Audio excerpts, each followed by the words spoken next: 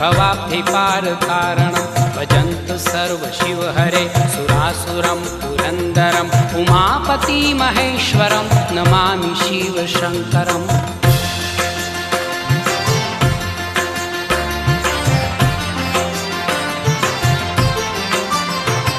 सोमेश्वरा नागेश्वरा श्रीमल्लिकार्जुनेश्वरा महाकालं अमलेश्वरा पुष्पेश्वरा विश्वेश्वरा केदार भीम वैद्यनाथ त्र्यम्बकं रामेश्वरम् उमापति महेश्वरं नमामि शिवशङ्करम्।